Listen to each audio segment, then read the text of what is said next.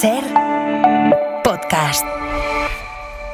Estás escuchando El Abierto de Hoy por Hoy. Cada día analizamos las noticias más relevantes de la actualidad, las claves políticas, económicas y sociales, con las voces de los protagonistas y los distintos puntos de vista de nuestros tertulianos.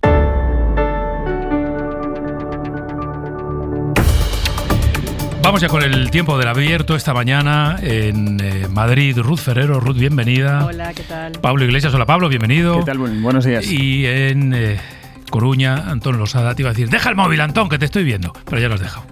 Bueno, buenos días. Hola, buenos días. Que te veo, que te vigilo, que te vigilamos, de hecho. Es que estoy con el pronóstico de las nubes bajas que no me deja vivir. Sigues chicos, ahí, dándole al refresh. Claro, es que en la Mariña de Lugo es un sin vivir. Cada media hora estamos actualizando porque no está claro, sí. Tenemos mucho tiempo de eclipse, casi 1 minuto 48 segundos en mi pueblo, pero no, las nubes no está claro. No está claro, ¿no? A lo mejor le podemos pedir al consejero de Presidencia de la Junta que intervenga. Consejero Diego Calvo, muy buenos días. Muy buenos días, ¿qué tal? Está inquieto Antón Losada con las nubes en la Mariña de Lugo. Ojalá le pudiera garantizar algo, pero... ¿Cómo pinta? Pues mire, vamos a empezar por ahí, por los datos que usted va manejando, que en fin son los datos de la EMET y demás. ¿Cómo pinta el día en Galicia hoy, esta tarde?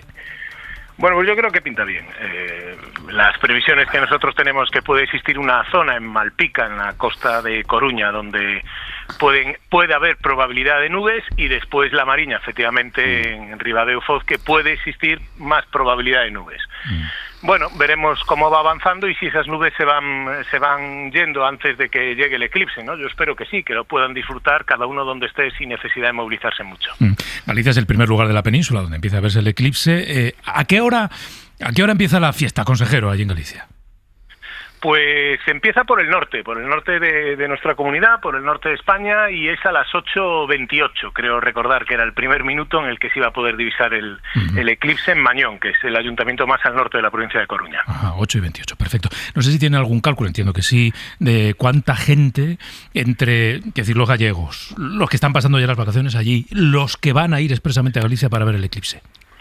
Pues fíjese, ese es un dato que siempre nos preguntan y yo siento no poder dárselo, pero es muy difícil tener una cifra oficial. Tenemos toda la hostelería y todos los hoteles ocupados, ahí se prevén muchos desplazamientos, estamos preparados para intentar coordinar todos esos desplazamientos y que no ocurra ningún problema, pero es cierto que no tenemos un dato fiable para poder dar, ¿no? Seguramente a lo largo del día, en el propio intensidad de vehículos que pasen por las distintas carreteras, tanto las que llegan de la península como dentro de Galicia, podremos un poco tener una foto de hacia dónde se está moviendo la gente o qué cantidad de gente se está moviendo. Pero a día de hoy ofrecerles un dato no se lo puedo dar. Es complicado, es difícil. En todo caso, sí que supongo que tienen previstos cuáles pueden ser los puntos de mayor concentración de gente allí en Galicia. Sí, hemos hecho una previsión con los ayuntamientos y la delegación de gobierno, que han propuesto ellos varios puntos para poder observar en la ciudad de Coruña, en Ferrol, después en muchos ayuntamientos, que sobre todo los del norte de Galicia, también por el sur, y es verdad que en esos puntos tenemos unas pocas más de precauciones, están pendientes y organizados todos los medios, pero a lo largo de la jornada iremos viendo dónde puede haber puntos calientes o dónde se desbordan las previsiones, que puede ocurrir, ojalá que no, pero puede ocurrir. ¿Qué es lo que más les preocupa o les inquieta? Bueno, a mí me preocupa que la gente tenga ese sentidiño que le decimos aquí, ¿no? Que a lo mejor yendo por autopista no se le ocurra a las 8 de la tarde, cuando va a empezar el eclipse, parar en la autopista para poder observarlo mejor, ese tipo de cosas, o que alguien se quiera acercar demasiado al mar, a un acantilado, y que ponga en peligro su propia vida, ¿no? Y después la de las personas que le tienen que socorrer. Para mí esos son los dos graves peligros que hay, ¿no? Evidentemente, también estamos en agosto, en época de incendios, y ojalá hoy no tengamos incendios y mucho menos cerca de donde pueda haber personas. Claro, ojalá. Una cosa más, consejero, ¿usted lo va a poder ver o le va a tocar estar pendiente de otras cosas? Bueno, estaremos pendientes de todos, pero yo espero tener 1 minuto y medio por lo menos para poder verlo. Eso cuento con ello, aunque bueno, nunca sabe uno. Ya, nunca se sabe. Pues Diego Calvo, consejero de Presidencia de la Junta de Galicia. Gracias y que vaya bien el día. Muchas gracias a ustedes. Gracias. Empieza en el norte, 8:28, eclipse total, en el norte de Galicia, nos decía el consejero de Presidencia, y digamos en la península, luego es verdad que el eclipse, el último punto donde se ve es en Baleares, en Ibiza, pero en la península es en Cataluña. Núria Montserrat es la consejera de Investigación y Ciencia de la Generalitat de Cataluña. Buen día, consejera, buenos días. Hola, buenos días, buen día. Le pregunto lo mismo que a su colega gallego, ¿ya todo preparado allí en Cataluña? Sí, todo preparado, todo preparado. Llevamos 1 año y medio desde que lanzamos una estrategia que denominamos Cataluña mira al cielo y empezamos a coordinar con criterios científicos desde el Departamento y con el Departamento de Interior y Seguridad Pública, pues esos puntos de observación que comentaba el consejero de Presidencia en Galicia. Los determinamos desde Govern y aquí pues agradecer, siempre decimos, ¿no?, a los ayuntamientos que se sumaron a la iniciativa, así que estamos realmente muy satisfechos, muy contentos. Claro, porque hablamos de un evento sin duda popular, es decir, la gente se va a echar a la calle a ver un acontecimiento histórico, pero es también un evento científico, ¿no? De hecho lo venimos contando, de gran valor científico. Sí, la verdad es que nosotros aquí vimos una oportunidad sin precedentes, ¿no? Un hecho histórico después de más de 120 años aquí en Cataluña, volver a repetir esa franja de totalidad.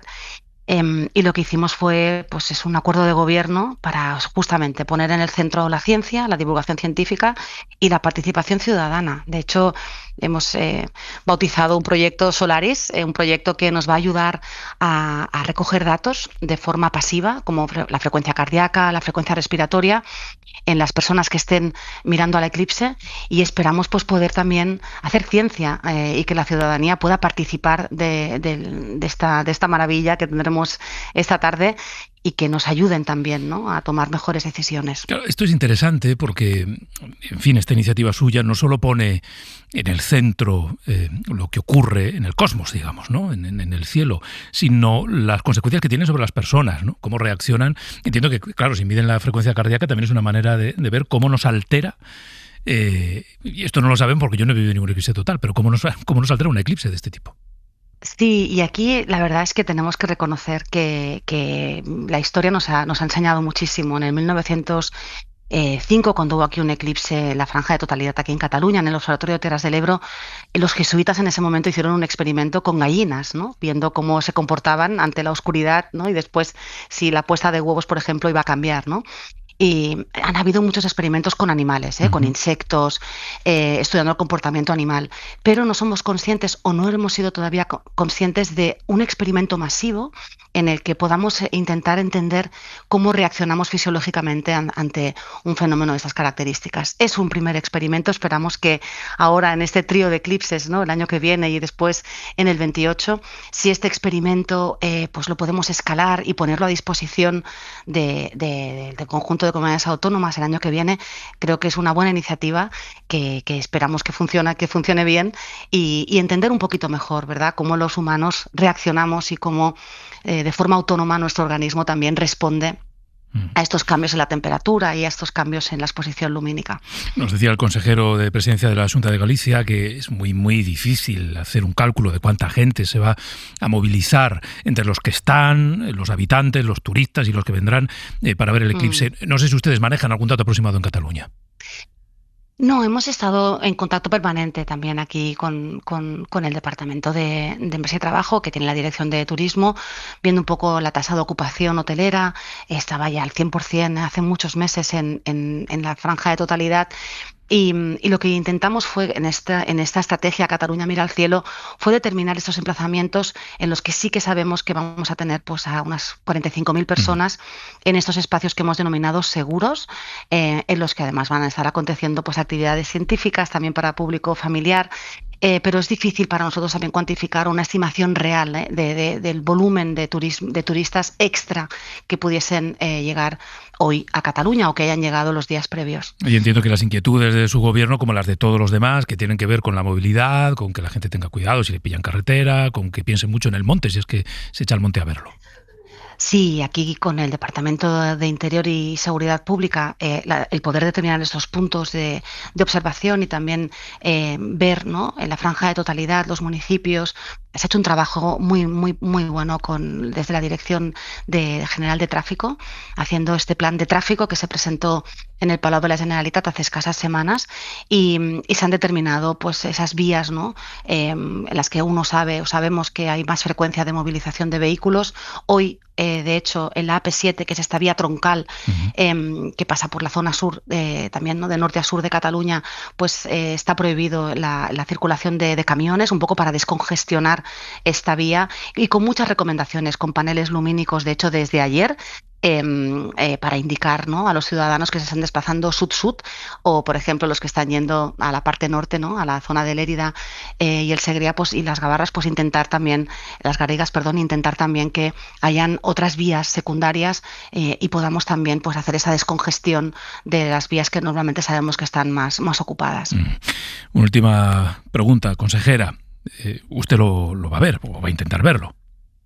Sí. Nosotros hemos querido hacer honor al Observatorio de Terras del Ebro. Desde el primer momento, hace un año y medio, dijimos que sería nuestro punto neurálgico. Ellos vivieron ya ese eclipse hace 121 años y estaremos con el presidente de la Generalitat, el presidente Salvador Illa, miembros del gobierno, otros consejeros que nos acompañan y sobre todo ciudadanía, trabajadores del observatorio, y vamos a retransmitir también en streaming las charlas. Hemos invitado y nos acompañan, pues fíjese, el premio Nobel Didier Queloz, el astronauta Pedro Duque, también nos acompaña la astronauta Ellen Baker, una astronauta que acumula muchísimas horas de vuelo en diferentes misiones espaciales de la NASA, y después también el subdirector del Observatorio del Vaticano, porque queríamos hacer, como le comentaba, ¿no? esa honra, ¿no?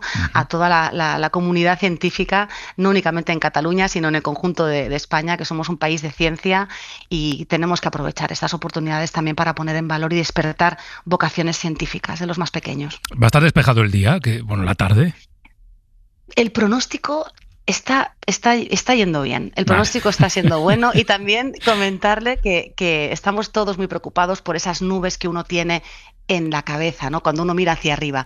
Hay que recordar que estamos mirando al sol de poniente a las 8:30 de la tarde, es una puesta de sol.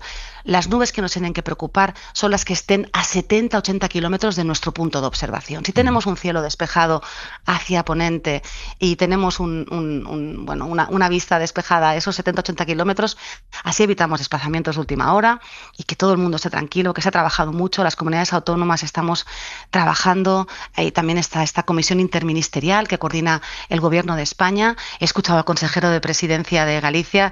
Yo tuve el honor de visitar a su consejero de Ciencia.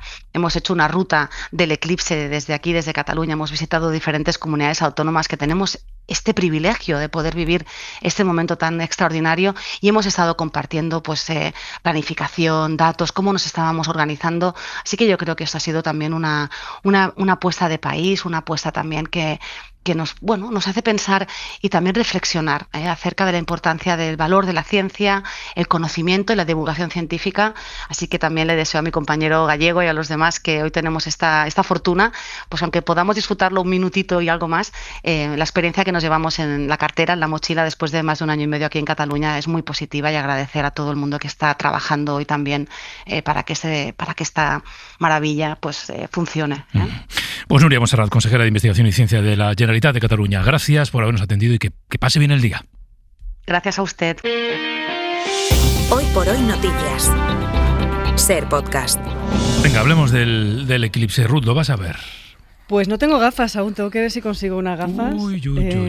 Pero tengo un hermano que es científico y me ha dicho que es mucho más interesante, o puede ser muy, muy, muy interesante, ver los efectos sobre la naturaleza en el momento de la oscuridad.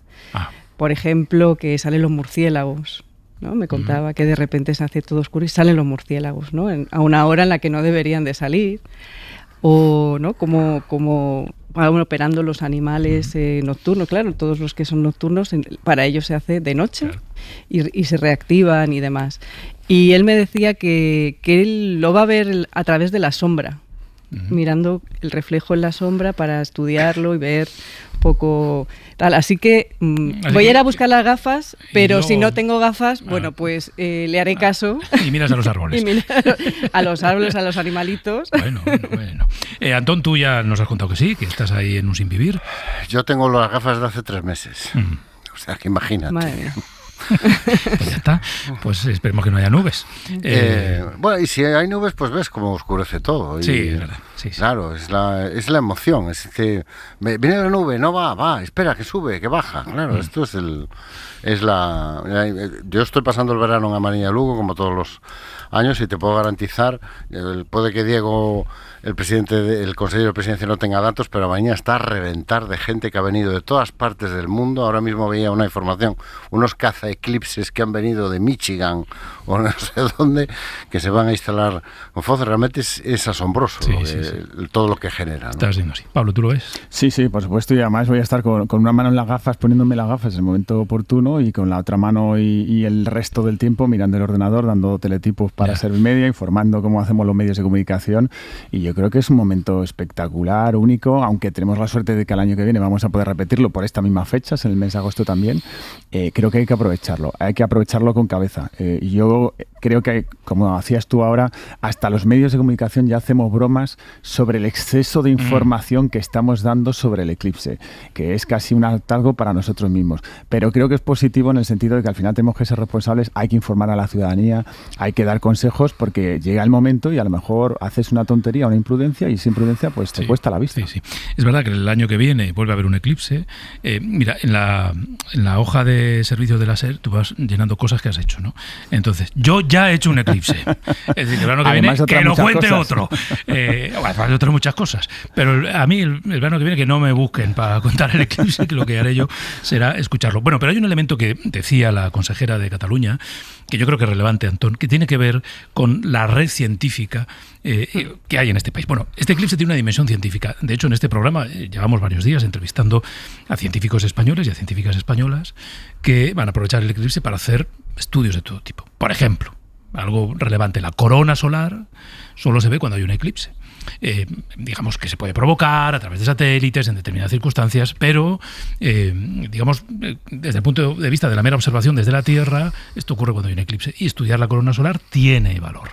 Bueno, hay algo que el eclipse nos sirve, que es para poner en valor el tejido científico español, muy maltratado en algunos ámbitos, seguro que infradotado económicamente y de recursos, pero que tiene, Antón, gente de primerísimo nivel, y en el caso de la observación del espacio y del cielo, con algunos observatorios punteros a nivel mundial en nuestro país. Bueno, no te cuento más que buena parte de los cálculos matemáticos que orientan a los satélites de la NASA se hacen en el Centro de Supercomputación de Galicia, la USC. Pongo un ejemplo más de cosas que tenemos y seguramente muchos no conocen o no saben de la capacidad científica de un país que tiene una comunidad científica y un tejido científico que devuelve mucho más de lo que recibe en términos de inversión y en términos de visibilidad política en las administraciones, ¿no? Somos uno de los países de la UE15 que menos invierte en educación superior. No hablemos ya de la inversión en investigación, que es fundamentalmente pública. Eso hay que decirlo. Tanto que se habla de la competitividad en España, uno de los problemas que tenemos de competitividad es la falta de inversión privada en innovación, en ciencia, en modernizar nuestro tejido productivo, y efectivamente esta es una ocasión para comprobar hasta qué punto somos un país que tiene una gran capacidad para seguir científicamente un acontecimiento como esto, que es un espectáculo, que es un acontecimiento de masas, que si van los turistas, que si vienen de tal o cual sitio con telescopios raros, pero que también nuestro país tiene la capacidad, nuestra comunidad científica tiene la capacidad de hacer un seguimiento científico de un acontecimiento al que efectivamente yo creo que vamos a aprender todos mucho, los científicos especialmente, ¿no? Ruth.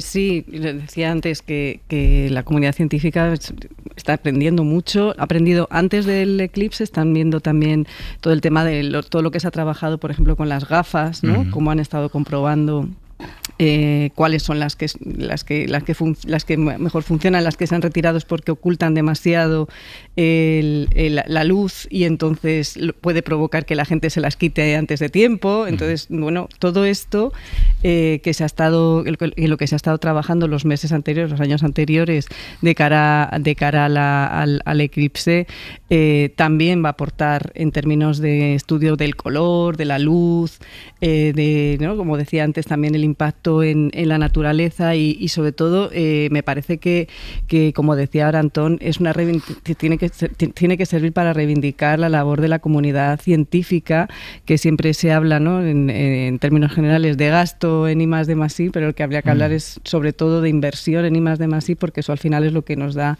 un capital científico que permite que revierta en el marco de toda la sociedad y que nos permite avanzar. Y sobre todo, de nuevo, lo que planteaba ahora Antón, el tema de que la financiación fundamentalmente es pública. Y eso nos tiene que de nuevo hacer reflexionar sobre esta cuestión. Es verdad que se está incentivando lo público-privado, pero el grueso ya me parece que tiene que seguir así. Casi el 70%. Claro, pero que el grueso que tiene que seguir así, incrementando los números, más allá del porcentaje de números relativos, incrementando el monto total, tiene que venir de lo público, porque es parte de nuestra riqueza también. Pablo. Cada vez hay más empresas que invierten sobre todo en innovación tecnológica, sí, ¿no? Sí. Falta más quizá la parte científica, que también lo es, pero lo que se llama la innovación científica como tal.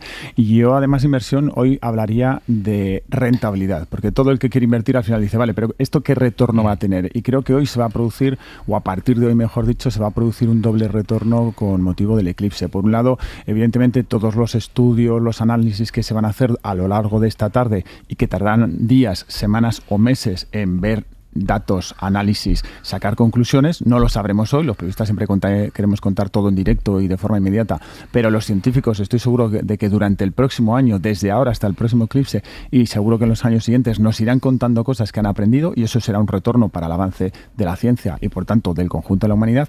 Y luego hay un retorno invisible quizá que se produce hoy, que es esto tan sofisticado del networking que se dice ahora, que no deja de ser otra cosa que las redes profesionales de trabajo. ¿Por qué? Hemos escuchado y estamos contando a todos los medios de comunicación que han venido científicos de todo el mundo. Sí. No solamente los frikis cazatalentos, o sea, caza eclipses, ¿no? Los caza eclipses que buscan esos eclipses para ir acumulando fotos, etcétera. Hay caza eclipses que lo que hacen es obtener información. Los que realmente se dedican a esto, los científicos de la NASA que también han venido y de otras partes del mundo a estudiar el eclipse, están en contacto con los nuestros. Con lo cual, nosotros hoy nos posicionamos desde un punto de vista de imagen, de prestigio, por tener la suerte de que el eclipse se ve fundamentalmente aquí, pero esos científicos hoy y los días anteriores y posteriores van a tener la oportunidad de trabajar con otros científicos del resto del mundo. Y eso sí que genera unas redes de trabajo, de conocimiento, de intercambio, que durante los siguientes años seguro que dará otro tipo de frutos. Sí, el refuerzo de esas redes científicas es fundamental, además, y de nuevo pues España se pone en el centro de toda esa red científica. Hay que aprovecharlo, y para eso hacen falta recursos. Utilizo el micrófono para reivindicar esos... Úsalo. Si fuera para otra cosa te diría no, pero para esto sí. Para incrementar efectivamente los recursos en los científicos, que están muy maltratados en general, salvo que te dediques a la industria de defensa. Es que por ejemplo, nuestra inversión en educación superior está medio punto por debajo de los países de la media de la OCDE. Yo creo que eso debe hacernos reflexionar. Y se ha corregido bastante la deficiencia. Hemos llegado a estar bastante por debajo, ¿no? Y en términos de inversión e innovación tecnológica y I+D+I, la que hablábamos antes, claro, es que 2/3 partes de esa inversión en España es pública. Y lo que hay que buscar es un equilibrio. El equilibrio de los países punteros lo que hacen es tener una inversión muy equilibrada, casi 50-50, porque es muy difícil solo con recursos públicos, primero, el mantener el esfuerzo inversor. ¿Por qué? Porque la innovación tarda y la ciencia es lenta. Y decía antes Pablo que los periodistas quieren tener el inmediato, y los científicos también, pero ¿cuál es el problema? Que entre que tienes la idea... Los científicos no, el empresario, ¿no? O el inversor, sí que quiere retorno rápido. Y el científico tampoco le gusta estar 7 años de su vida entregado a un proyecto sin ver resultados y tratando de convencer a todo el mundo que aunque no se vean los resultados, al final habrá esos resultados, ¿no? Entonces, aunque hemos recuperado bastante del déficit que teníamos, estamos todavía muy lejos, en términos proporcionales, muy lejos de lo que un país del tamaño y la relevancia de España debería estar invirtiendo en términos públicos, en términos privados, en lo que a día de hoy marca la diferencia entre países competitivos y países no competitivos, que es su capacidad para innovar científica y tecnológicamente. Mira, el otro día, en la sección que tenemos los miércoles precisamente con Nuño Domínguez del País, conocimos a una española, es una científica experta en virus, en virología, que dirige el departamento de biología asociado al Hospital Mount Sinai en Nueva York, ¿no? Es decir, una referencia internacional ese hospital y también su departamento de investigación. Y ella contaba cómo allí Donald Trump, el gobierno de Donald Trump, está recortando, hasta eliminar en algunos casos, la financiación pública a programas de investigación como el del hospital en el que ella trabaja. Están buscando fuentes alternativas, ingresos alternativos, a través de programas de defensa. Es curioso cómo el Pentágono sí que sigue dedicando dinero a la investigación, pero solo porque les interesa avanzar en términos de protección de sus soldados. Es decir, yo necesito avanzar en la protección frente al ébola, no porque crea mucho en proteger a la humanidad, sino porque si tengo que enviar soldados algún día que puedan ser contagiados con el virus, necesito tener pues, vacunas o protección. Bueno, ella contaba que el recorte en la inversión pública en ciencia en ese país está provocando que muchos científicos de Estados Unidos se estén yendo a China. Claro. Porque en China el gobierno chino está aumentando de manera sostenida la inversión pública en investigación científica. Y claro, cuando se produce este vuelco en digamos, la materia gris, que se va de un lugar que era puntero, Estados Unidos, hacia China, se produce un vuelco en la industria que se genera en torno a la ciencia, ¿no? Y este era un fenómeno muy peculiar que nos contaron hace unos días. Pues si tu adversario, tu rival geoestratégico China hace eso, evidentemente, y tú haces lo contrario, es que algo estás haciendo mal. Sí, o sea, la pelea debería ser, si China aumenta un 10% la inversión en este tipo de investigaciones, pues tú deberías aumentarlo un 12%. Claro. Es un ejemplo, un dato que pone manifiesto el retroceso de lo que está haciendo Estados Unidos en muchos ámbitos y de la equivocación y la visión equivocada que tiene la administración Trump. Leía ayer el decreto que ha firmado esta mañana Donald Trump para eliminar vacunas a los niños, para pasar de las 17 obligatorias a 6. Esto es una locura, o sea, es una demencia absoluta. Hoy por hoy noticias. Ser Podcast. Cerramos el capítulo del eclipse y vamos a mirar a partir de ahora a la situación que se sigue viviendo en Ceuta y a una de las derivadas de esta crisis. Quiero que saludemos a Miguel Ángel Aguilar, él es el fiscal de sala contra los delitos de odio y discriminación. Señor Aguilar, muy buenos días. Muy buenos días. Gracias por atendernos. Mire, queríamos hablar con usted esta mañana porque ayer a esta hora aportábamos el dato de cómo desde que estalló la crisis en Ceuta se han disparado los mensajes de odio, sobre todo en las redes sociales, no solo, pero sobre todo en las redes. Y aunque sé que agosto es un mes en el que cambian los ritmos, me gustaría saber si ustedes en la Fiscalía, coincidiendo con una crisis de esta dimensión, están especialmente atentos a lo que se dice, a lo que se escribe, a lo que se cuenta estos días, y han detectado también ese incremento. Bien, ante una situación de crisis migratoria como la que se ha vivido estos días en Ceuta, se disparan efectivamente los discursos de odio. Y son las fuerzas y cuerpos de seguridad las que tienen la facultad y la obligación de detectar este tipo de discursos cuando tienen carácter delictivo, ponerlo en conocimiento de la autoridad judicial y del Ministerio Fiscal. Por supuesto, el Ministerio Fiscal, aunque estamos en agosto, no descansa y, por tanto, en estos días estamos recibiendo denuncias que evidentemente se pondrán al lugar a la tramitación que corresponde. Y si son constitutivas de infracción penal, pues en su caso ejercer las acciones penales que correspondan. Así que, efectivamente, nos confirma que están recibiendo ya esas denuncias en torno a discursos generados a partir de la crisis de Ceuta. No sé si son muchas o pocas. En estos momentos no podemos cuantificar, no se trata de ver tampoco un número, pero sí que está claro que se produce este tipo de discursos. También quiero poner de manifiesto y aprovechar la oportunidad que me brinda de, primero, apoyar al pueblo de Ceuta, porque está realizando un ejercicio de solidaridad a la población migrada, sobre todo la juvenil y la infancia, muy importante, de solidaridad muy importante, y al trabajo de los cuerpos y fuerzas de seguridad, del Ejército, de Cruz Roja. Creo que es muy importante ponerlo también en valor. Pero este tipo de acontecimientos, como nos pasó el año pasado en Torre Pacheco o hace 2 años en Mocejón, generan discursos de odio, a veces penalmente relevantes, a veces no penalmente relevantes, y que pueden generar responsabilidades también en el ámbito administrativo sancionador. No todo descansa en el derecho penal, aunque el derecho penal, por supuesto, tiene que actuar. Piense que estamos lo que está en juego es la libertad de expresión como un derecho constitucional muy importante, pero la libertad de expresión no es un derecho ilimitado, es un derecho constitucional de ejercicio responsable y que tiene como frontera el respeto a la dignidad, el respeto a la igualdad y la prohibición absoluta de discriminación. Hablamos fundamentalmente, entiendo, de mensajes o de discursos que se comparten, que se distribuyen, que se difunden a través de las redes sociales, sea cual sea la tipología de la red. Claro, las redes sociales son un instrumento poderosísimo de comunicación y tienen grandes e importantes ventajas, pero también son un instrumento de difusión masiva e indiscriminada de este tipo de discursos.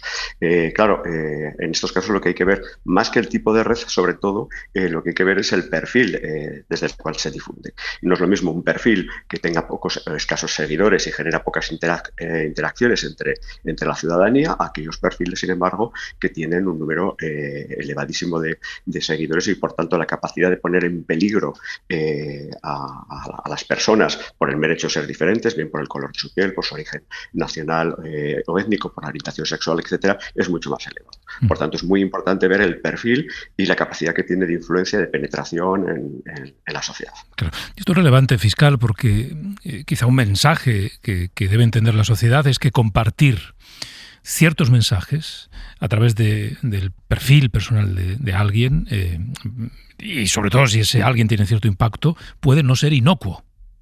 Claro, hay que ver el caso concreto, es decir, aquí no se pueden dar reglas generales, pero sí que, por ejemplo, en retuitear mensajes que son claramente delictivos, y hay alguna sentencia del Tribunal Supremo que ha dicho que también es delictivo, es decir, pues estás contribuyendo, si lo haces de forma consciente, de forma deliberada, estás contribuyendo a propagar ese mensaje y a generar ese peligro para este tipo de colectivos, sobre todo aquellos que son mucho más vulnerables, como en este caso estamos hablando sobre todo de la infancia y la adolescencia migrante no acompañada, ¿no? Le pido ampliar un poco el marco y no mirar solo a esta crisis de Ceuta, porque más allá de todos los mensajes relacionados con lo que está pasando allí, es cierto que llevamos ya bastantes meses asistiendo a una, digamos, radicalización de ciertos discursos sobre la inmigración. ¿Han detectado ustedes en la Fiscalía, a través de las denuncias que le llegan, este aumento de mensajes de odio hacia los inmigrantes? Sí, esto se lo puedo confirmar. Cuando se presente el día 10 de septiembre por parte de la Fiscal General del Estado la memoria del año pasado, se pondrá de manifiesto que ha habido un incremento de hechos. También hay una buena noticia, y es que hay un incremento de sentencias condenatorias. Es decir, la labor de la Fiscalía, la labor discreta, sometida al principio de imparcialidad y de legalidad, está llevando muchísimos más procedimientos a juicio y se están obteniendo sentencias. Quiero aquí poner de manifiesto, por ejemplo, el año pasado el Tribunal Supremo dictó nada menos que 6 sentencias muy importantes estableciendo doctrina sobre no solamente lo que es la deshumanización, el insulto generalizado contra el colectivo de migrantes, sino también contra otro tipo de colectivos. Y este año, en el año 2026, en fecha 26 de febrero del 2026, el Tribunal Supremo ha señalado una sentencia muy importante que pone en valor precisamente a la infancia y a la adolescencia no acompañada migrante como sujeto pasivo de este tipo de delitos, y establece que aquellos discursos que los deshumanizan, que los cosifican y en los que se incita a la violencia, al odio, a la hostilidad, son claramente delictivos. Por tanto, empezamos a tener ya jurisprudencia y herramientas que nos permiten afrontar este tipo de desafío. No le pregunto ni por la persona ni por las siglas, porque además sé que no debo hacerlo y que no entrará ahí, pero sí le quiero preguntar por el mensaje. Animar a salir a cazar inmigrantes, ¿encajaría en el Código Penal? ¿Podría ser considerado como un delito de odio? Hay que ver quién lo dice, cómo lo dice, ante quién lo dice, y hay que analizar totalmente el contenido de las declaraciones. En esta sentencia que le decía de 26 de febrero del 2026 era precisamente un grupo eran 7 personas que tenían perfiles en una red social y que difundían contenidos que deshumanizaban a los niños, precisamente niños, niñas y adolescentes. No hay que olvidar nunca, a mí no me gusta utilizar el término MENA, sino que estamos hablando de niños, niñas y adolescentes, y en el que ellos se animaba a hacer cacerías. Pero claro, aquellos contenidos eran muy claros, muy explícitos, ¿no? Y en este caso el Tribunal Supremo dijo que no estaba amparado por la libertad de expresión. Por tanto, hay que ver siempre cada caso concreto, transcribir totalmente el contenido de las declaraciones, analizarlas en su conjunto y, por supuesto, siempre hay que tener en cuenta no solamente el contenido, sino el contexto en el que se realizan, ¿no? Y que las declaraciones las haga un político, sea el que sea, ¿le da una relevancia penal diferente? A ver, la libertad de expresión, ya sabe usted que es un derecho fundamental, sagrado en cualquier sistema democrático, ¿no?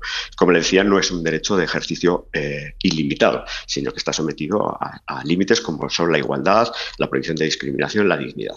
Sí que es cierto que la jurisprudencia tanto del Tribunal Supremo como del Tribunal Constitucional y sobre todo del Tribunal Europeo de Derechos Humanos establece que el umbral de protección de la libertad de expresión es más elevado cuando se trata de políticos. Ahora, eso no significa que tampoco pueden decir lo que quieran y como quieran. Por tanto, hay que analizar en cada caso concreto y ver la trascendencia jurídico-penal. Ver si eso que se ha dicho, eso no constituye infracción penal o, en su caso, si es constitutivo de infracción administrativa. Hay que recordar que hay una ley de igualdad de trato y no discriminación, la Ley 15/2022, que también contempla infracciones y sanciones en el orden administrativo sancionador. Mencionaba usted el número de sentencias que se han ido produciendo estos últimos meses. Entiendo, fiscal, que para su trabajo como fiscal de sala, que coordina a todos los fiscales que entienden de esta materia, el hecho de que la justicia, los jueces después vayan, emitiendo sentencias que van marcando claramente los límites de cuáles son los discursos aceptables, para ustedes da, digamos, el sentido pleno y definitivo a todo su trabajo previo de investigación de este tipo de mensajes. Obviamente, la jurisprudencia es muy importante y, por supuesto, la doctrina del Tribunal Supremo es fundamental. Del mismo modo que la jurisprudencia del Tribunal Supremo, también la del Tribunal Europeo de Derechos Humanos, que en esta materia tiene también una doctrina que ha ido consolidando con los años. Para los fiscales es fundamental. Los fiscales actuamos sometidos al principio al imperio de la ley y, por tanto, la interpretación que hace nuestro máximo intérprete, que es la Sala Segunda del Tribunal Supremo, es fundamental. Pero sí que ha ido consolidando un poco el criterio que hemos ido marcando por parte de la Fiscalía, desde una lucha especializada, que creo que es fundamental. La lucha especializada en este tipo de delitos da muy buenos resultados, tanto por parte de las fuerzas y cuerpos de seguridad, que quiero poner en valor el gran trabajo que están realizando con las investigaciones que hay en marcha o con las que ya se han realizado, como por parte de la Fiscalía. Yo quiero transmitir a la ciudadanía que existe una red de fiscales especialistas en toda España, que se coordina desde esta unidad de la Fiscalía General del Estado, y en los que hemos establecido también pautas muy importantes de cómo investigar este tipo de hechos, pautas objetivas que vienen marcadas por el Consejo de Europa a través de la Comisión Europea contra el Racismo y la Intolerancia. Hemos objetivado la forma de investigar este tipo de hechos siguiendo la jurisprudencia del Tribunal Europeo de Derechos Humanos. Y este es el camino que hemos emprendido y que ahora está viendo su reconocimiento por parte de la jurisprudencia de la Sala Segunda. Por tanto, efectivamente, para nosotros es muy importante. Solo una cosa más, y no le quito más tiempo. Hace unos días contábamos, nos lo contaba de hecho aquí la fiscal de menores en una entrevista en este mismo programa, que tanto su fiscalía como la suya, la de delitos de odio, estaba trabajando en un expediente contra el Gobierno de Aragón, porque el Gobierno de Aragón había decidido, recuerden, retirar la paga semanal a los menores no acompañados solo a los extranjeros, no a ningún otro menor, ¿no? No sé si ha habido algún avance en ese expediente fiscal.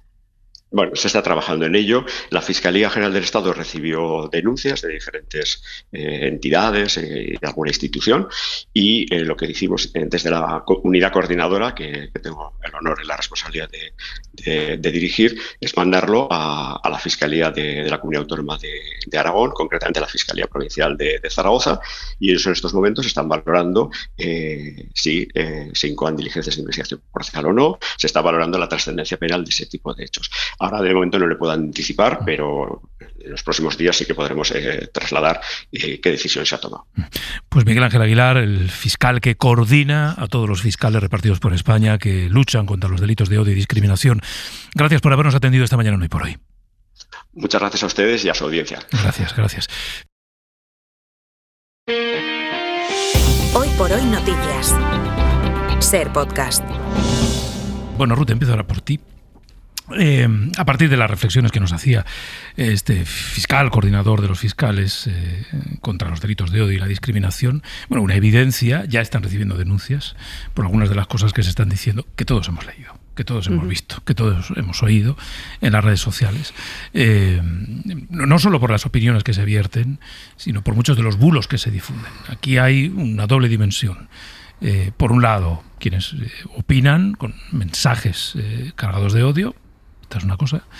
Otra, quienes en el fondo revisten esa opinión de supuesta información, el supuesto relato de supuestos hechos que muchas veces no han ocurrido o que no han ocurrido así, que utilizan imágenes que no corresponden a Ceuta, por ejemplo, o que no corresponden a Ceuta en esta crisis, es decir, que manipulan la manera de presentar la información para construir una realidad sobre la que al final se acaben amontonando estos discursos de odio. Sí, lo que planteaba el fiscal es esa tensión entre la libertad de expresión y los discursos de incitación al odio y la desinformación en sí misma, ¿no? Que esto es algo que antes de que empezara el verano ya se estaba discutiendo, por ejemplo, en el marco de la Unión Europea, cómo hacer, ¿no?, regular los canales por los que transcurre de manera mayoritaria esa desinformación. Es verdad que la desinformación no es nueva, que no son solo las redes sociales las que producen esa desinformación, pero sí que son las que lo amplifican de manera sustantiva. Y en ese marco, claro, a mí me parece especialmente relevante el que se pueda llegar a acuerdo con las empresas que alojan, digamos, esos mensajes, ¿no? Eso por el lado de las redes sociales. Y por el lado de los representantes públicos, bueno, se les presupone o se les presuponía una responsabilidad institucional a la hora de mantener la paz social, de no generar más tensión de la que ya existe, la que ya se puede uno imaginar. Y sin embargo, lo que nos estamos encontrando es que con cada vez más frecuencia esos representantes institucionales lo que hacen es azuzar, digamos, esa tensión y ese odio, ¿no?, que se puede ir generando, alentado además por la desinformación, que en realidad esto es interesante porque parten siempre de un halo de realidad, solo que lo van cambiando y lo van manipulando de tal manera que no es que todo lo que se esté diciendo sea falso, sino que la interpretación que se hace del hecho en sí es falsa. Porque no son las consecuencias que ellos plantean. Esto lo hemos visto en la crisis de Ceuta de manera muy clara al principio. Ahora se están haciendo más análisis de ese tipo de discursos, pero se vio muy claramente con esa interpretación que se hizo de la sentencia del Tribunal Supremo, ¿no? Cómo se utilizó algo que era real para lanzar una información que no era real. Es decir, las consecuencias de esa sentencia no eran las que se estaban poniendo en boca de tanto de redes sociales como de otros actores de comunicación, etcétera.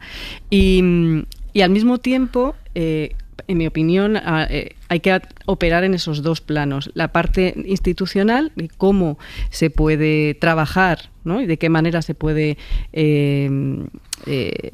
activar, ¿no?, algún tipo de mecanismo que impida que no quede en cuestión el tema de la libertad de expresión, con que desde un punto de vista institucional se diga la verdad y que no se favorezcan esos discursos de odio.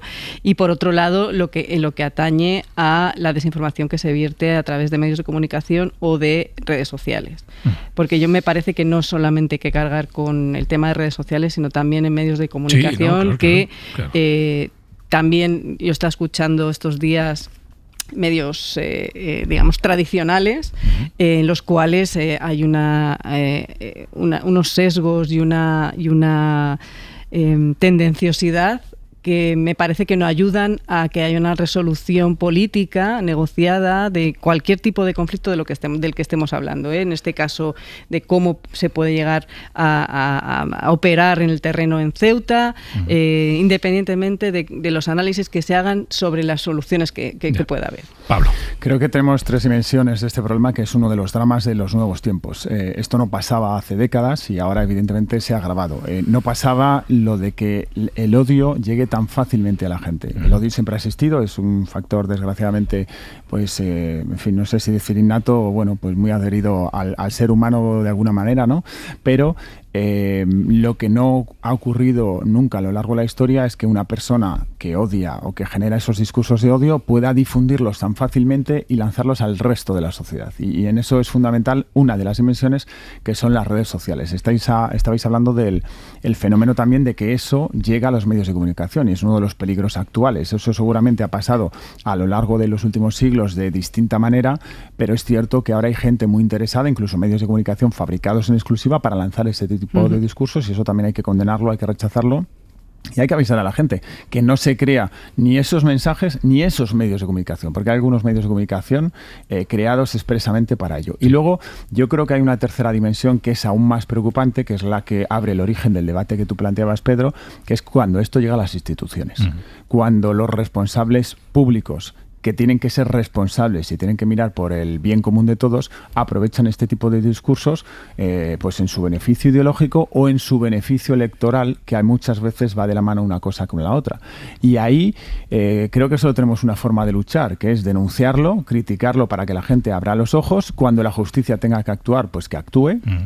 Yo creo que no es tan fácil que la justicia entre en todo y cualquier cosa que diga un político lo pueda perseguir y lo pueda condenar. Ojalá, porque hay muchos políticos de distinto signo político diciendo todo tipo de barbaridades, y hay discursos de odio sobre la inmigración, pero hemos tenido también discursos de odio sobre otro tipo de colectivos recientemente, y lo seguimos teniendo, o incluso sobre instituciones públicas españolas o sobre determinados colectivos, etcétera, etcétera.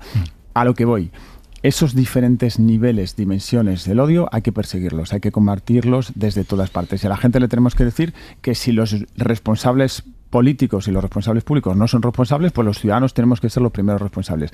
Y yo añadiría solamente una cosa más. Y es que además de luchar contra los discursos de odio, en el caso de Ceuta tenemos que combatir la causa real de esos discursos de odio, y es la situación.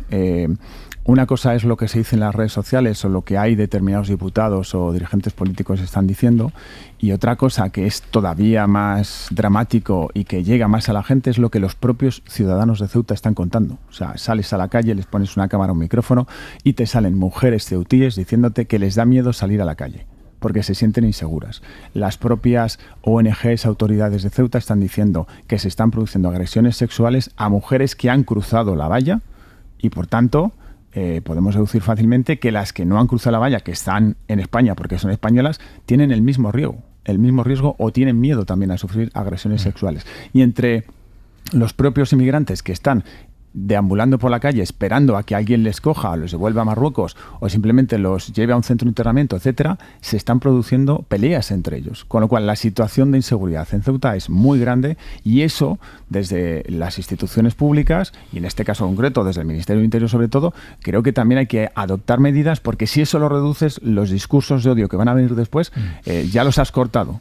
Antón. Bueno, yo no estoy tan seguro de que vivamos tiempos tan excepcionales en términos de expansión del odio, ¿no? Yo creo que si algo nos ha enseñado la historia es que no hay nada más fácil de transmitir que el odio, y que buena parte de la historia de la humanidad se explica en términos de la facilidad para transmitir el odio hacia lo que sea, hacia el extranjero, hacia el diferente, hacia el que viste de otra manera, cree en otro Dios, habla de otra manera, tiene color de piel de otra textura. Si algo ha sido fácil de transmitir siempre ha sido el odio. Yo creo que en este momento, más que las redes sociales, que sinceramente yo no creo que sean la causa de nada, simplemente son una consecuencia, lo que tenemos es mucha gente organizada para transmitir odio. O sea, no tenemos un puñado de cafres que ahora pueden expresarse libremente, entre comillas, en las redes sociales. No, lo que tenemos es una estrategia. y una estrategia que se lleva desarrollando en todo el continente europeo en la última década.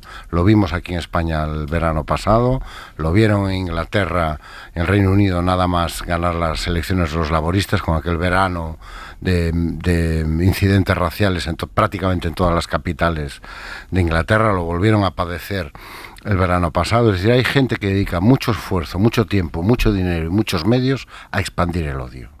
Y eso exige una respuesta por parte de las fuerzas y cuerpos de seguridad del Estado y de la justicia que yo creo que en este momento no está siendo proporcionada. O sea, desarticular, por utilizar el verbo, ¿no? Estas redes exigen mucho tiempo, mucho esfuerzo y muchos recursos. Porque, insisto, no son un puñado de cafres soltando cafradas. Hay una estrategia, hay recursos, hay una gran capacidad, muchas veces técnica y tecnológica, para difundir el odio en décimas, en centésimas de segundo, y eso no se desmonta con buena voluntad y discursos buenistas, ¿no? Y en segundo lugar, lo que tenemos es algo que yo creo que a veces que conviene repetir. Cada vez que Figaredo dice que hay que ir a por ellos, está convirtiendo el discurso del odio en una política. Y en este momento tenemos fuerzas políticas que su oferta política es el odio. No es discurso del odio, es política del odio.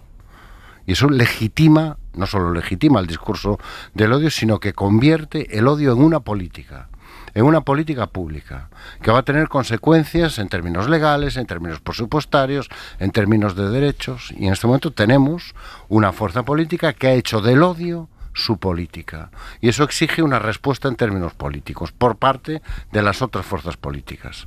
Y ahí me parece que el Partido Popular está dando muestras muy claras de flaqueza y compra con demasiada facilidad el odio como política pública. Lo estamos viendo en los pactos de gobierno. Solo desde el odio se explica quitarle una ayuda misérrima a un puñado de chavales cuyo delito al parecer es que no son de aquí, como está sucediendo en Aragón. Eso es odio puro, es odio convertido en política pública. Y también a la izquierda seguramente tenga que hacer análisis y darse cuenta hasta qué punto, cada vez que se compra, aunque sea una milésima parte de ese discurso, estás legitimando el discurso del odio y convirtiéndolo en política pública. Claro, esto me lleva...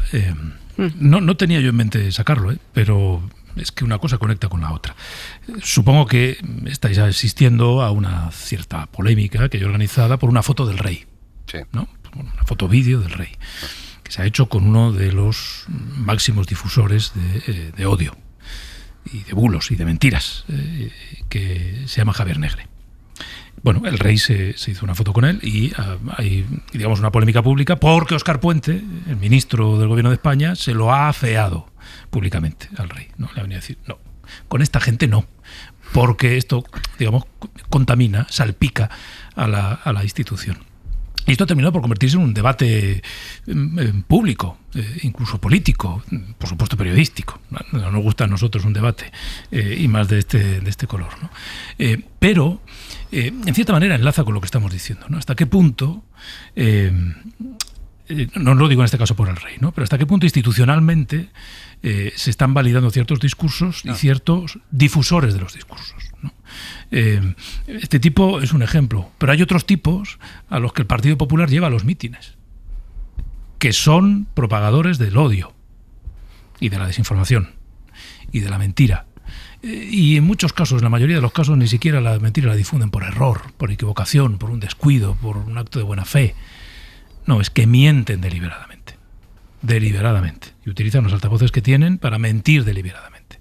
Y algunos de estos tienen el amparo del PP, por ejemplo. Por supuesto, Vox en otros casos.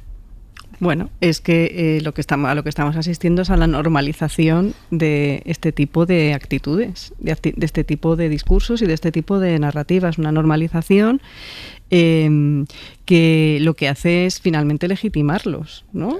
Si las instituciones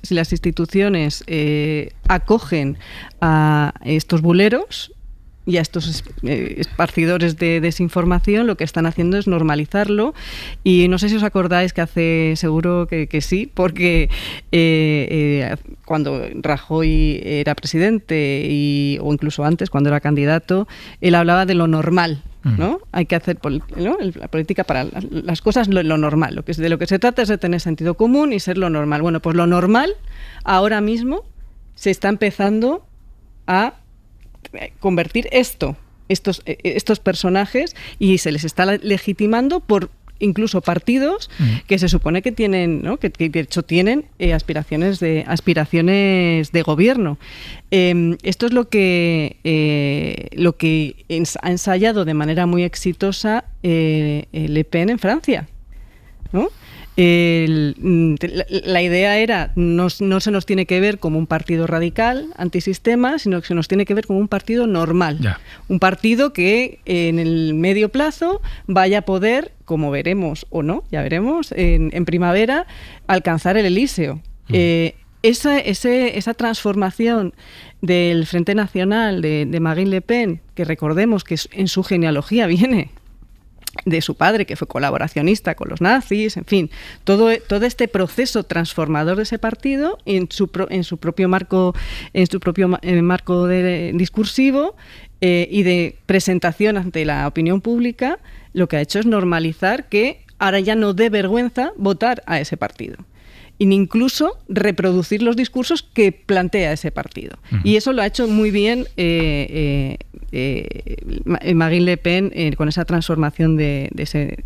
Y me parece que hay que echar la vista en términos comparados, porque esto es contagioso. Sí, sí. Y lo estamos viendo, y aquí estamos llegando quizás un poquito más tarde, pero esto es una tendencia que estamos viendo a lo largo y ancho de todo el continente y más allá, no solamente en Europa. Lo vemos también que esto además no solamente contamina al centro derecha, sino que también lo vemos en partidos del centro izquierda. No sé si te pasa, Pablo, a mí me ocurre, cuando yo me asomo a las redes sociales y veo como perfiles de este tipo de gente de la que hablaba antes. Tampoco merece la pena, la verdad, mencionarles. Pero veo perfiles de este tipo de gente difundiendo mentiras evidentes, bulos como una catedral de grandes. Yo siento mucha impotencia. Porque digo, ya, en fin, estamos el resto de periodistas, que de verdad lo somos, que tenemos una serie de criterios éticos, incluso de moral personal y pública, y es tan difícil combatirlo. Bueno, que es imposible, quiero decir. Es verdad que tiene una parroquia que se cree todo lo que dicen, ¿no? Pero es que está a la orden del día. Es que quiero decir, de cada 100 cosas que cuentan, 99 son o mentiras absolutas, o medias verdades, o burdas manipulaciones. Yo es que me gusta ser un poquito más optimista. ¿Os acordáis cuando Zapatero decía esto de soy optimista antropológicamente? Pues tú lo eres.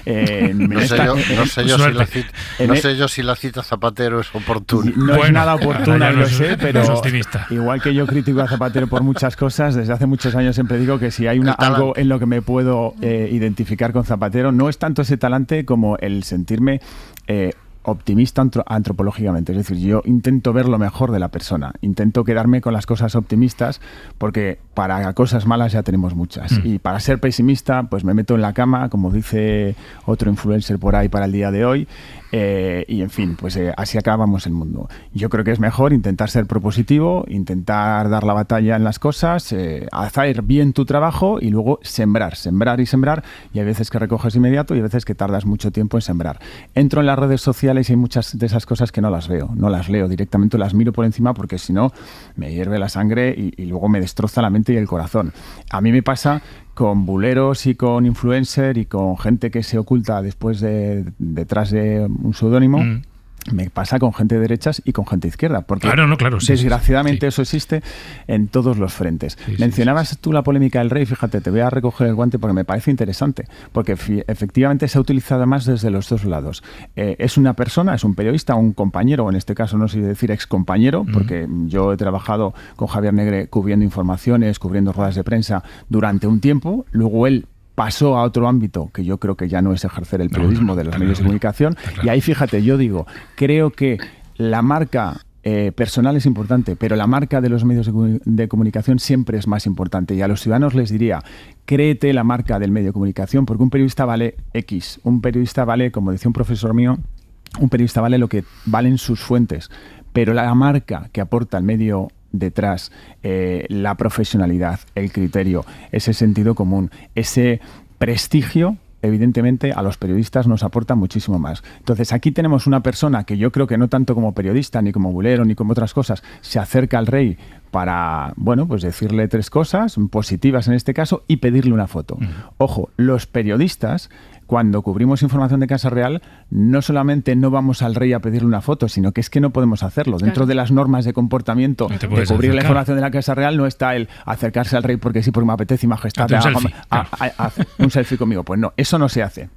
Él, como precisamente yo creo que está en otro ámbito desde hace tiempo, pues rompe esas normas y se comporta como un ciudadano más. Y el rey, que es el rey de todos los españoles, acepta esa foto, se comporta, pone una cara, yo creo que inicialmente, si todos hemos visto el vídeo, en fin, de sorpresa, por decirlo suavemente, y acepta eso. ¿Eso está mal hecho? Pues está mal hecho por parte del periodista si te consideras periodista. Por parte del rey yo creo que está bien hecho.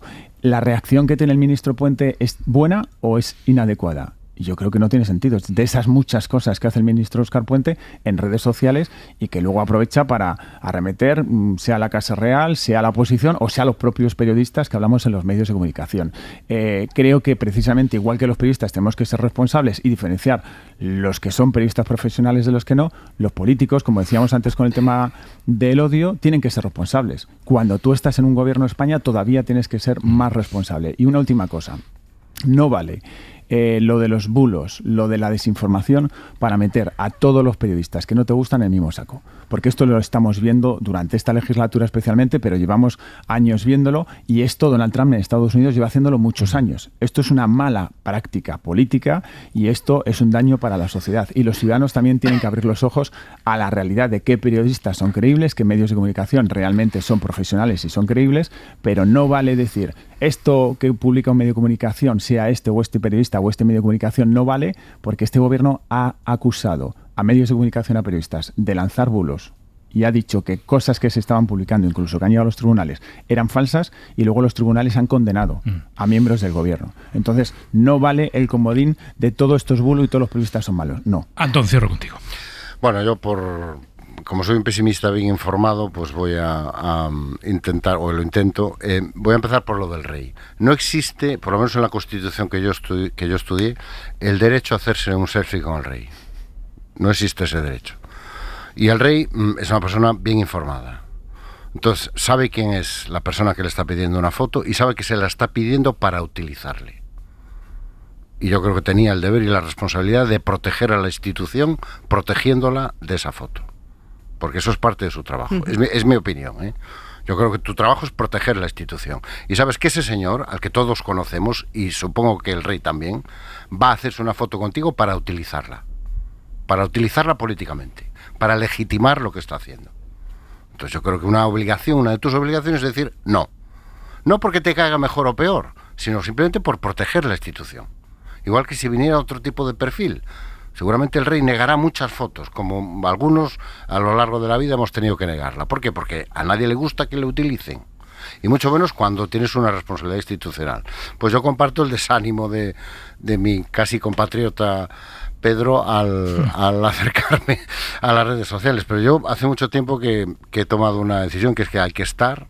La mayor de las victorias sería dejarles todo el espacio. Sin duda. Por muy agotador que sea.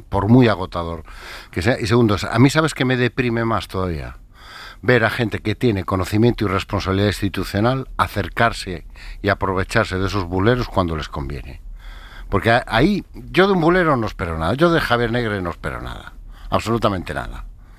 Pero hombre, de los responsables políticos y de los líderes políticos sí.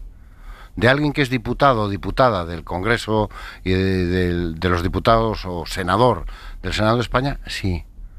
Y espero que sepan que hay compañías que es mejor no tener y que hay cercanías que es mejor rehuir por muy bien que te venga lo que te estén haciendo, o por mucha razón que te estén dando, o por muy útil que te pueda resultar políticamente. ¿Por qué? Porque también forma parte de tu trabajo proteger eso que estás desarrollando, que es la política. Y el primer camino de protección de la política y de los políticos es separarse lo más posible de este tipo de mensajes, este tipo de discursos, por muy bien que te vengan hoy, a día de hoy. Pablo, Antón, y no ser ventajista, ¿verdad? Porque cuando tú te aproximas a cierta gente porque crees que vas a sacar un rédito rápido, estoy pensando en el final de la campaña electoral en Aragón, al final lo que te supone es todo lo contrario, un escandalazo que no puedes explicar y que te sale en contra y te llevas de todas las últimas... Te avergüenza, no lo sabes explicar por eso, y al final de todas las elecciones autonómicas de los últimos meses, creo que donde se sufre el mayor batacazo y la mayor sorpresa, precisamente en Aragón, por hacer cosas que no son coherentes con tu personalidad. Sí, ahí no era Negre, sino otro tipo, de los que salió por patas de Ceuta, uno de ellos. Bueno, dejadme que añada un argumento más, porque hoy se celebra el Día Mundial de la Juventud. Ya saben que cada día del año tiene un día mundial asignado. La mayoría pues nos pueden dar un poco de fatiga, pero algunos resultan útiles porque nos permite volver la mirada hacia los márgenes del carril en el que solemos estar. Es el Día Mundial de la Juventud. Laura Gutiérrez, buenos días. ¿Qué tal, Pedro? Buenos días. Vamos a hablar de los jóvenes. Bueno, pero sobre todo vamos a hablar con los jóvenes, vamos a escuchar lo que nos han dicho. Si les preguntamos por sus problemas más acuciantes, señalan dos: la vivienda y el empleo. Quizá me puedan decir, hombre, pero es que siempre ha sido lo mismo, si esto es tan antiguo como la juventud. Bueno, pues precisamente por eso. Porque no somos capaces de dar una mínima solución a dos problemas que se han convertido, Laura, en estructurales para la juventud. Sí, Ayuda en Acción los ha sondeado, se ha sentado con ellos y ha constatado que esta generación de jóvenes no tiene las armas para disfrutar de la felicidad que se les presupone a esta edad. Se sienten excluidos del mercado laboral, casi un 40% lleva entre 5 y 10 meses sin trabajar, un 20% lleva más de un año, el 74% dice que es habitual que trabajen sin contrato y un porcentaje también muy elevado, un 64%, realiza prácticas que no están remuneradas. La generación más preparada, abocada a la precariedad. Nos pasamos años estudiando, que si dobles grados, que si másteres, para luego acabar conformándonos con enlazar continuos contratos de práctica, y pensamos que un contrato indefinido al final es algo surrealista e imposible de alcanzar. Hay muchos trabajos en muchos sectores, sobre todo la hostelería, que te explotan por un sueldo que es lo que es y no te llega para, por ejemplo, alquilarte tú sola o tú solo un piso. Y muchas veces la alternativa es hacerte autónomo, pero de nuevo lo comparas con otros países de Europa y del mundo y creo que como tal aquí las condiciones son mucho peores. Claro, sin un sueldo digno, sin un contrato estable, la vivienda pues es el siguiente escalón, una clara crisis de acceso a la vivienda. De hecho, 1 de cada 2 jóvenes no espera poder emanciparse en los próximos 2 años. Número 1 sería el tema de la vivienda, o sea, creo que está tremendamente cara, sobre todo teniendo en cuenta el sueldo medio que tenemos aquí normalmente. Ahora mismo una habitación en Madrid, por ejemplo, o en Valencia, que es donde yo estoy ahora mismo, en buenas condiciones, son 600-700 euros. Y los sueldos pues rondan más o menos la media de 1.200. La dificultad para emanciparse e independizarse, al fin y al cabo, por la poca capacidad de ahorro, ya que los sueldos no han aumentado como ha aumentado la productividad y el paro sigue siendo muy preocupante, y de ese modo no se puede la gente pagar el alquiler o ahorrar para incluso pagar una vivienda. Añadido a estas dificultades, el estudio de Ayuda en Acción también pone el foco en el nivel socioeconómico de las familias y cómo afecta el potencial académico de los jóvenes, con una universidad cada vez menos accesible, con menos plazas públicas, con más educación privada. Pedro, 1/3 de los jóvenes con FP no continúa estudiando por motivos económicos familiares. Hay otro elemento que, diría que la juventud ha naturalizado y que en cierta manera ha arrastrado para bien al resto de la sociedad, que es la salud mental. Asumirla como un elemento fundamental del bienestar personal, hablar de ella, hablar con naturalidad de ella, compartir sus miedos, Laura. Sí, un 65% de estos jóvenes se relaciona, de hecho, con adjetivos negativos: precariedad, falta de oportunidades, incertidumbre. La socióloga y responsable de este estudio, Marta Carretero, lo cuenta así. Lo que estamos generando son generaciones tristes, generaciones de jóvenes muy tristes por estar continuamente expulsados de espacios que antes eran claves para desarrollarse como juventud. El 42% de los jóvenes describe su estado de salud mental en los últimos 12 meses como regular. Solo el 9% lo califica de muy bueno. El malestar emocional es la consecuencia del problema. Ansiedad por la incertidumbre, ya no solo a nivel laboral, pero bueno, incertidumbre en general. Esa incertidumbre que Arantxa se toma con mucho humor, como hemos escuchado, no se suele trasladar a las redes sociales, donde todo se idealiza. Yo diría que es la adicción al móvil y a las redes sociales que hace que tengamos unos picos de dopamina y una necesidad de estar conectados que no es sana, y sobre todo cuando hay desinformación que hace que te informes por medios alternativos a los oficiales. Casi 3 de cada 10 jóvenes no disfruta de su tiempo de ocio y un 22% dice que pasa demasiado tiempo solo o sola. Además, Ayuda en Acción pone el foco también en la política. Adaptarnos a esta juventud con canales que entiendan, información que ellos entiendan, desplazarse hacia los países donde ellos están para no alejar a esta juventud de la democracia que se merece. Y solo un ejemplo, Pedro, el 75% de los jóvenes no ha oído nunca hablar del proyecto de ley de juventud estatal. Casi la mitad no sabe con seguridad si el Ministerio de Sira Rego, el Ministerio de Infancia y Juventud, realmente existe. Pues si casi la mitad de los jóvenes no saben si existe el Ministerio de Juventud, hay un problema con el Ministerio de Juventud. O sea, no con el Ministerio en sí mismo, no con la existencia del Ministerio, sino con la forma en la que se comunica, ¿no? Y en la que se relaciona con los jóvenes.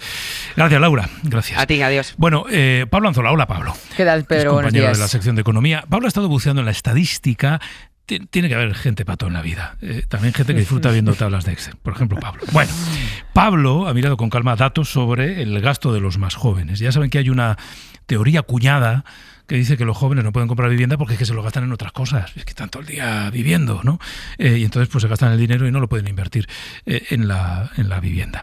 La pregunta, por tanto, era, ¿los datos avalan esta cuñadez? Pues no, Pedro, no la avalan, y además con bastante solidez. Los jóvenes gastan un 55% más en vivienda que la generación anterior, y eso en la práctica les ha obligado a recortar casi todas las partidas más allá de ese señalamiento que comentabas. Mira, esos Excel que decías son los de la encuesta de presupuestos familiares del INE, y echando la vista atrás, cuando comparamos con los niveles que recogían antes de la crisis financiera en 2006, bueno, los hogares encabezados por quienes tienen entre 16 y 29 años han recortado, por ejemplo, un 6% lo que gastan en hoteles y restaurantes. Gastan un 17% menos en ocio y cultura, destinan un 32% menos en ropa y calzado, y hay un dato especialmente llamativo, y es que con el consumo de alcohol cayendo con fuerza en esa generación, los hogares jóvenes gastan un 65% menos que la generación anterior a su edad en bebidas y tabaco. Estas son las cifras que desde el Consejo de la Juventud creen que desmontan ese discurso cada vez más extendido que señala a los jóvenes prácticamente como responsables de su propia precariedad. Esto nos decía Andrea González Henry, es la presidenta. Que bueno, que si no nos podemos independizar, comprarnos un piso, o si nos quejamos es porque nos estamos gastando el dinero en otras cuestiones, como puede ser, pues eso, conciertos, ropa, viajes, etcétera. Y la realidad es que no es así, o sea, los datos nos lo dicen. Nos recordaba además que hay un cambio de modelo en el sistema respecto a anteriores décadas. En las últimas décadas, en los últimos años, el ocio, los viajes, por ejemplo, se han abaratado mucho, y son los bienes de primera necesidad, que antes eran relativamente asequibles, los que se han convertido en inasumibles. La población podía, por norma general, acceder a una vivienda y pagar los bienes más básicos, sin embargo, el resto de cosas de consumo parecían privilegios. El problema es que ahora esto se ha dado la vuelta. Bueno, con la tasa de ahorro en mínimos y el alquiler en máximos, la vivienda sigue asfixiando, como contaba también Laura, a la población española, pero especialmente a los jóvenes. En la última década, su precio ha subido en torno a un 80%, más del triple de lo que se han revalorizado los salarios de los más jóvenes. Gracias, Pablo. A vosotros. Hasta luego. Bueno, veía algunos comentaristas tomar notas, guardarlas para otro día. Las notas, digo, que seguro que son súper interesantes, porque tiempo ya no nos queda. Gracias, Antón, gracias, Ruth, gracias, Pablo. Gracias a los tres. Para no perderte ningún episodio, síguenos en la aplicación o la web de la SER, Podium Podcast o tu plataforma de audio favorita.